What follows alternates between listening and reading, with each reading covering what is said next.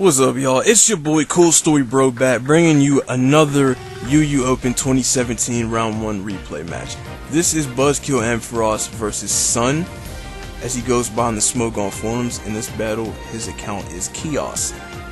This game, well, I'm going to be kind of quick on the team preview analyses because this is actually a very short first match. But I also want to clear up that BuzzKillAmpharos is not my student. That's not Master Ampharos. That's a completely different guy who actually you've never heard of before, who apparently shares a love of Ampharos in common with this guy. Because Master Ampharos is in UU Open though, he had played a different opponent, and sadly his match wasn't that remarkable that I wanted to upload it, but he won. That's all you need to know. Anyway, here, I think Rotom Cut is a very interesting mon in UU. I kinda underrated it, but you know, it's pretty decent. They usually tend in this metagame to run Gracium Z with Leaf Storm, and then some combination of Thunderbolt, Volt Switch, or Signal Beam, or Will-O-Wisp. Some combination of 3 out of 4 of those moves to annoy opponents. You know, you get momentum, you kill bulky water types, you burn stuff because it's irritating, and you can even use Signal Beam to screw with Latios switch-ins and Celebi. What's not to love? And you also hit hard with Z Leaf Storm, like, very hard. But anyway, I would say that based on how the teams are looking, I think that Ampharos actually has the upper hand here. Chaos does have defensive checks to his team, but like for instance, Ampharos has this Mega Aerodactyl just chilling on the side over here. If he's a Hone Claws Aerodactyl, all he really needs is Mega Steelix to take a big chunk of damage, and he needs Suicune to be weakened. Once he does that, you know, you still have Caesar to deal with Weavile on his Ice Shard, but once you get them out the way, you know, +1 Mega Aerodactyl kind of eats. The issue is really softening those guys up for Aerodactyl to eat, and Sun's ability to win this game is how well he can keep his threats from being weakened for the Mega Aerodactyl sweep. So let's find out. So Ampharos leads off with Nidoking here. Sun goes straight for the Rotom Cut, goes straight for the Z Leaf Storm, obliterates the Nidoking, so he's already up. He even catches the Caesar that comes in the revenge kill with a Will-O-Wisp, looking like it must be Choice Banded Caesar because it still does a ton to this Rotom. He goes to Cobalion, doubles out in the Primarina. You know, he catches him trying to go to Latios. Sun is gonna instead double to his own Suicune, takes the Moonblast. It hurts pretty bad, so that must have been like straight up defensive Suicune, like Frogcoon or something. Gets shot down twice with Moonblast. Sun goes back to his Rotom Cut. Ampharos goes to Hydreigon to take the Volt Switch. He goes to his Latios. He's gonna have to switch out to his Primarina. Sun anticipates this and doubles back to his Rotom Cut. He's gonna play the game of momentum and chip damage on him. He's gonna go for Leaf Storm. Does like about a third to Hydreigon. Puts it about half its health now. Sun is going to go to his Togekiss to take whatever Hydreigon is throw at him, but he goes for U-turn to get the momentum. Aerodactyl comes in, and he's going to switch back out, go to his Primarina again, expecting him to go to Steelix. Making plays over here, making a lot of aggressive doubles. He's going to go for the Scald. Choice Spec Scald is enough to put the Rotom Cut down, so that's one annoying threat out of the way. Sun is going to go to his Togekiss. Ampharos goes to his Aerodactyl here, takes the Air Slash easily. He's going to be able to Mega Evolve here. And he's going to go straight for the Stone Edge. I think Sun might have been predicting him to go for Earthquake or Aqua Tail, expecting Steelix, but he just stayed in and went for Stone Edge. You know, so most likely the Togekiss could have been trying to go for a cheap Thunder Wave on the Aerodactyl, but, you know, that's all she wrote. So he goes to Hydreigon on this Mega Steelix here, takes a Heavy Slam, just barely avoids killing it. Unfortunately, he missed the Fire Blast on it, so, you know, Hydreigon's death was slightly in vain. Heavy Slam does a ton to this Primarina, puts it at about a quarter of its health, sends in Latios to take the Spec Scald, but still does a lot of damage. Sun is going to go to Healing Wish his Mega Steelix up, however the Primarina is locked in a Scald, so it's not really going to do a whole lot. There wasn't much Sun could have done to avoid the situation and really come out on top, unfortunately. You know, even if this slow kick Weavile, it's not going to be enough to kill this Cobalion. All he can do now is go for Icicle Crash, bank on the flinches, hope he gets like 4 in a row, and then maybe cheese his opponent out of an otherwise fair victory. But just to put him down in his coffin, Ampharos is going to go for the Z, close combat, all out pummeling, body bags the Weavile. So good game BuzzKillAmpharos, good game Sun. we're gonna take this to game 2 now. Okay, game 2. So this time around, Kios Sun decides to bring the same team he brought at game 1. BuzzKillAmpharos decides to bust out some brand new heat. This team looks like it's the team that Joey had used in one of his videos, PokeAimMD, the YouTuber. And it looks like that team was a team that was given to him by his friend Jay the Gray. So what BuzzKillAmpharos has here, it looks like he has the advantage for a number of reasons. One, he knows most of what his opponent's team was from game 1. Like, he knows that that's a Will-O-Wisp, Grassium Z, Rotom Cut. He knows that's a defensive Suicune. Not to mention, the team looks really weak to Scizor, so that's another advantage to BuzzKillAmpharos, because it hates the momentum that Scizor gets. Scizor gets a lot of free momentum against stuff like Steelix. If he's running max speed, which I believe he should be, because this looks like a very offensive Scizor, he should be able to outspeed Suicune, hit that thing with a U-turn, get some chip damage off for his other threats to come in. Not to mention, Scizor punches Weavile and Togekiss in the face with Bullet Punch, and Latias, if it is lacking HP Fire, really does not want to deal with Scizor up front. With that said, however, Sun's team shouldn't be written off, because, you know, he still has Suicune itself.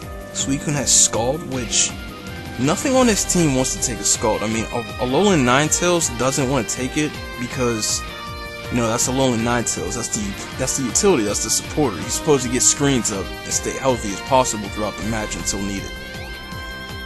So, you know, having that take a Scald just to get a freeze dry off on a Suicune, you know, that can fall apart very quickly, especially if he just goes to Mega Steelix. Xurkitree is the only other thing that's really capable of taking a Scald and firing back, and even then, you know, he still has Mega Steelix. He still has Rotom Cut, which can outspeed Xurkitree and blow it up with Grassium Z Leaf Storm. That same principle can apply to Gliscor as well. Not to mention, Scizor can get burned like it did last game. So, this is all something to keep in mind. Because if Ampharos misplays using these threats, Sun can take advantage very easily, because he does have the bulk. His team does have the bulk to handle them. It's just when they work in tandem to overwhelm the opponent, that's when, you know, somebody can start pulling away. So how well this is going to work is really going to come down to who plays more aggressively here. So Sun is going to lead his Mega Steelix, Ampharos is going to lead a Scizor, go for the U-turn. He leads Steelix because there's no heads to remove on the enemy side, so get him up early as possible, get them rocks up. Ampharos is going to go to his Gliscor and get his own rocks up as Sun double switches to his Weavile. Sun goes out, goes into his Scizor, takes a nice 50% from knockoff off the Weavile, so, you know, he's weakening the Scizor early. Ampharos decides to play the defensive play and goes for Roost. He could have U-turned on this Rotom, which kind of would have helped him, but he decided to Roost, heal it up, save it for later, double switch to Gliscor. He doesn't want to blow his Grassium Z Leaf Storm this early on a full HP Gliscor, so he's going to switch out, go to his Togekiss. Gliscor double switches, goes into Scizor again, and threatens Togekiss with Bullet Punch. However, Togekiss is ambitious.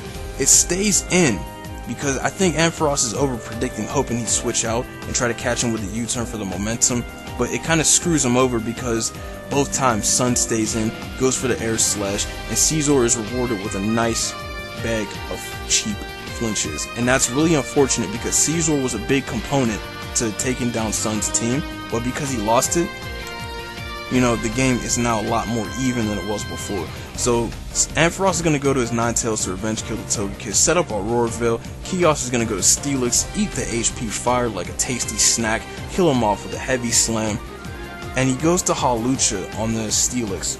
He tries to set up a Swords Dance, I guess because he wanted to scare him with High Jump Kick. He really should have just High Jump Kicked there rather than trying to set up on a Steelix. I get why you would switch out, I get why you would, but I mean, you do have rocks up still. Like, the offensive momentum was in your favor, but because of that, you got roared. He got dragged into Sharpedo. It tried to protect. It got roared again. Sun is just burning through Auroraville turns now, especially since Ninetales is down. You know, he goes to Suicune on this Gliscor to take this hit, and this is like kind of where it's evident that Suicune is kind of a problem for this team, because nothing he has left besides Xurkitree wants to take a Scald. He decides to send Hawlucha in on Suicune to take the Scald. Questionable play, because, you know, it survived the first one without getting burned, but the second one catches him slipping. He got caught lacking, he got burned, so he's gonna have to just take that +2 sky attack. Even though it was a critical hit, it puts Suicune at about a third of its health before Leftover's recovery. It heals up, it takes the high jump kick from the burned Hawlucha, and just manages to use rest as Hawlucha succumbs to being viciously roasted. Unfortunate. So Ampharos goes to his circuitry now, double switches out to Sharpedo, I guess because he's assuming that Steelix was going to come in. He does indeed catch him with the prediction. He's going to go for Protect here. This time Steelix is going to go for the Earthquake. No reason to roar because you could get killed. So he's going to get the +1 off. He's going to go for Waterfall. I think he had to Mega Evolve to kill Steelix with Waterfall from here, but really, he would have liked to have a second speed boost here, because he sends in Latios on a +1 Mega Sharpedo, so that kind of should indicate he's either Scarf or he's bluffing really hard. He is indeed Scarf Latios, which outspeeds a +1 Mega Sharpedo. He's going to blow it up with Draco Meteor, sends in Circuitry on a Latios to revenge kill. Sun goes to Rotom Cut, and Z Hypnosis Circuitry straight out the woods. Go to sleep, good night. Unfortunately, the +1 Circuitry still does not outspeed the Scarf Latios, so even though it manages to gracefully dodge this Draco Meteor and Latios has to eat a +3 Thunderbolt, it's not going to change the outcome here. Circuitry was still in KO range. Latios still finishes it off with Draco Meteor. It's going to go for another Draco, get some little splash damage on his Gliscor, I guess, as it kills it with Ice Fang. And pretty much here, it's nothing left but to finish off the Gliscor with Weavile, give it a nice, hearty Icicle Crash to the face, and that's all she wrote. So that was a good game, Sun. Good game, BuzzKillAmpharos. You could have done better that second game because you made some serious misplays. You weren't playing aggressively enough during the turns where after you set Aurora Veil up, you tried to set up with Gliscor, you got phased out. You tried to set up with Sharpedo, you got phased out. You tried to send in Hawlucha on a Suicune Skull. Thankfully, you didn't get burned the first time. If it was Substitute SD Hawlucha, it would have been a lot scarier because it could have safely subbed up against the Suicune. But even then, the Suicune was shown to have Roar. So, ultimately, it didn't matter. He just didn't play aggressively enough as he should have, especially given that he let Caesar get killed early in the game. That was like the biggest misplay that led to a series of other smaller misplays later on in the match that kind of ended up going in Sun's favor. But like I said, good game, and now we have a Game 3 situation on our hands here. And here's where things get very interesting. Because when you have a Game 3 situation going on here, you have to wonder, is the opponent going to bring the same thing he brought before, or is he going to bring a whole new, brand new team this time? Should I use the same team I brought earlier, or should I use something brand new?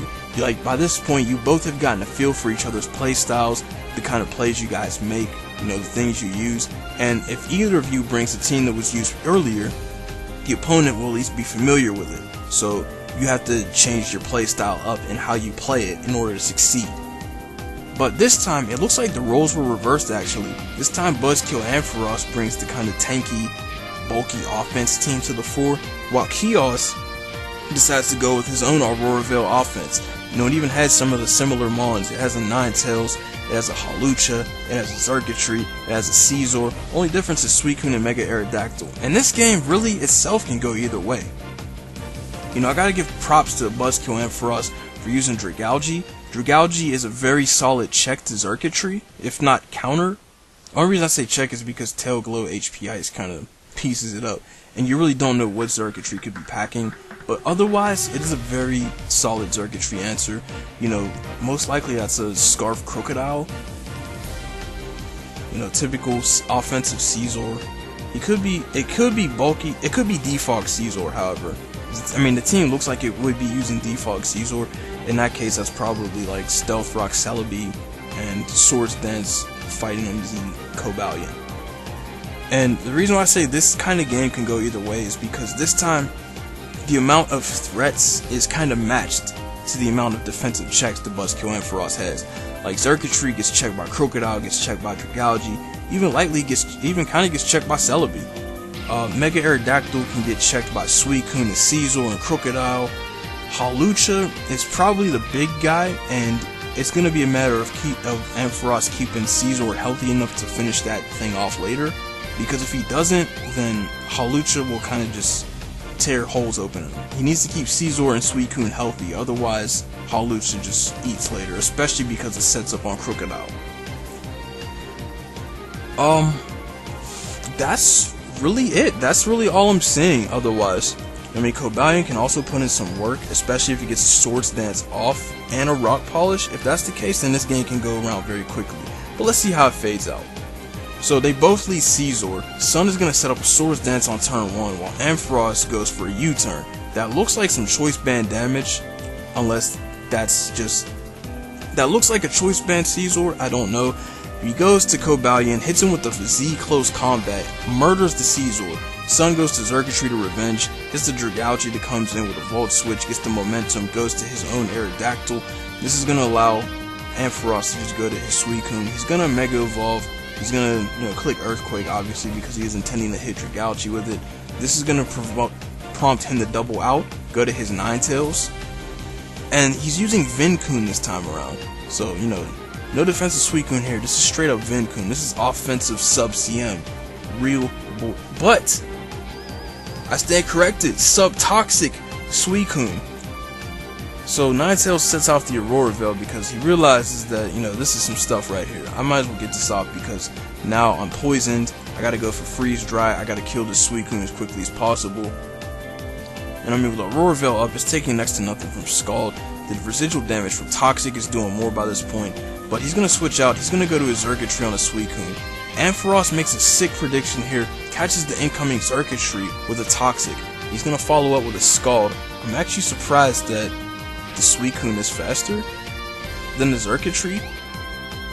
I think... oh, wait. Suicune has base 85 speed. Never mind. I'm sorry. Been a long day. So, the Xurkitree is going to kill the Suicune with a Volt Switch. Hawlucha is going to come in, sub up as Dragalge comes in, blows up his sub with a Draco Meteor. He's going to substitute, and now it's at this point with Aurora Veil up that Hawlucha is going to be able to set up nice and safely. However, its substitute will still be broken even by -2 Aurora Veil. He should have set up again. He should have set up a substitute again because now Hawlucha is wide open to Caesar, and he's pretty much going to be able to take this Bullet Punch. So he kind of wasted his Hawlucha. He set it up way too early.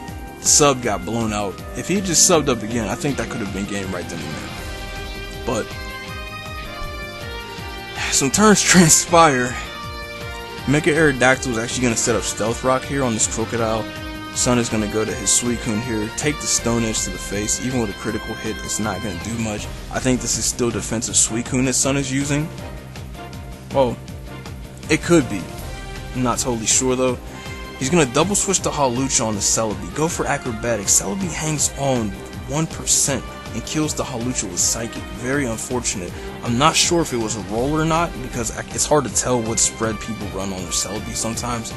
But he's going to revenge kill Celebi with the Aerodactyl. Going to go for the Stone Edge on the Caesar. Catch the Caesar going for U-turn instead of Bullet Punch. BuzzKillAmpharos is kind of scared to click Bullet Punch on Caesar. Understandable because there's still a Xurkitree in the back just waiting to capitalize, get a +1 up and try to go for a sweep.